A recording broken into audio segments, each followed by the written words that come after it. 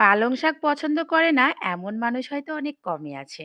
তবে পালং শাক দিয়ে ডিমের এই মজাদার রেসিপি একবার যদি বাসায় তৈরি করেন তাহলে এর স্বাদ সারা জীবনেও ভুলবেন না। এটা এতটাই মজাদার। পালং শাকের এই মজাদার রান্না করার জন্যে প্রথমে এক আটি পালং শাক আমি ভালো করে ধুয়ে পরিষ্কার করে মাঝখান দিয়ে কেটে নিয়েছি। এর মধ্যে দিয়ে দিচ্ছি 250 গ্রাম পরিমাণ মসুর ডাল। সাথে দিয়ে দিচ্ছি কয়েকটা আস্ত কাঁচামরিচ ফালি আর দিয়ে দিচ্ছি পেঁয়াজ কুচি।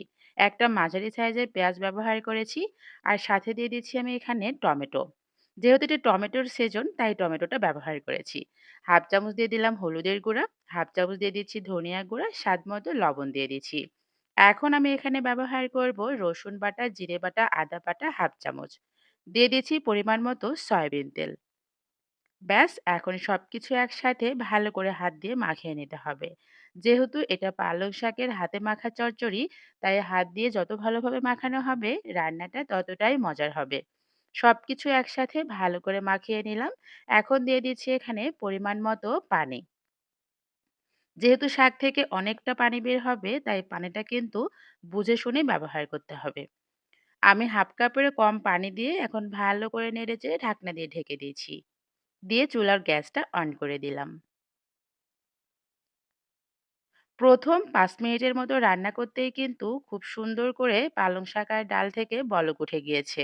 একটু ভালো করে নেড়েচেড়ে মিশিয়ে নিলাম, নিয়ে আবারও ঢাকনা দিয়ে ঢেকে দিব। যাতে করে নিচের দিকে লেগে না যায়।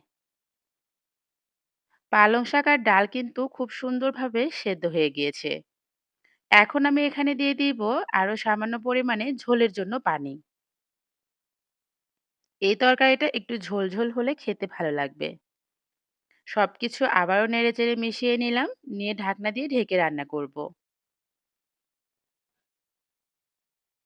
পালং শাক খুব সুন্দরভাবে বলক উঠে গিয়েছে আর সবকিছু একদম ভালোভাবে রান্না হয়ে গিয়েছে।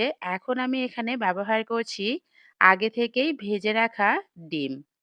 আমি ডিমগুলো অমলেট করে নিয়েছি। সামান্য একটু মরিচের গুঁড়া, লবণ আর হলুদের গুঁড়া দিয়ে ডিমগুলো ভেজে নিয়েছি। আমি এখানে ৩ পিস ডিম ব্যবহার করেছি। ডিমের পিসগুলো দিয়ে ভালো করে নেড়েচেড়ে মিশিয়ে ঢাকনা দিয়ে ঢেকে রান্না করে নিব। ডিমের পিসগুলো দেওয়ার পরে বেশি টাইম ধরে রান্না করার প্রয়োজন নেই। মোটামুটি ৪ থেকে ৫ মিনিট রান্না করলেই হয়ে যাবে। ডিম, ডাল আর পালং শাকের এই চচ্চড়িটা আমার হয়ে গিয়েছে। নামানোর আগে দিয়ে দিচ্ছি সামান্য একটু গরম মসলা আর জিরে গুঁড়া। তবে গরম মসলা কিন্তু খুবই সামান্য ব্যবহার করতে হবে।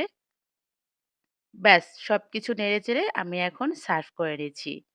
এই তরকারিটা গরম গরম ভাতের সাথে এতটাই মজার, যদি একবার তৈরি করেন তাহলে বাসায় অন্যভাবে আর পালং শাক খেতেই চাইবেন না।